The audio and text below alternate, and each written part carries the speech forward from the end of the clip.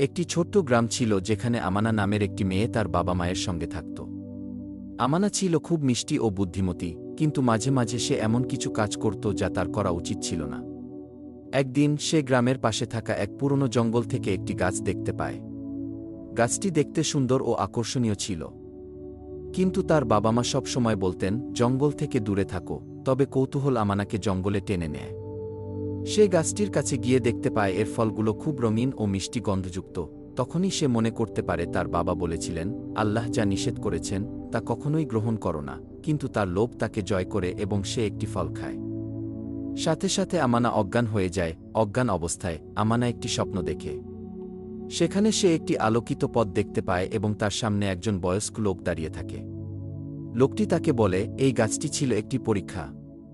তুমি যদি লোভ সংবরণ করতে পারতে তাহলে আল্লাহ তোমাকে পুরস্কৃত করতেন, কিন্তু তুমি নিজেকে নিয়ন্ত্রণ করতে পারোনি।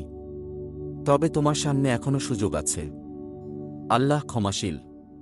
তুমি যদি সত্যিকারের তওবা করো তবে তিনি তোমাকে মাফ করবেন। এই স্বপ্নের পর আমানা জেগে ওঠে এবং সাথে সাথে বুঝতে পারে সে কি ভুল করেছে। সে তার ভুলের জন্য আল্লাহর কাছে ক্ষমা প্রার্থনা করে এবং প্রতিজ্ঞা করে যে সে কখনো আল্লাহর আদেশের বাইরে কিছু করবে না। এই গল্পটির শিক্ষা হল, এই গল্প থেকে শিশুরা শিখতে পারবে যে আল্লাহ যা নিষেধ করেছেন তা মেনে চলা এবং নিজের লোভকে সংবরণ করা কতটা গুরুত্বপূর্ণ। তাছাড়া আল্লাহ ক্ষমাশীল এবং ভুল করে তওবা করলে আল্লাহ তা গ্রহণ করেন।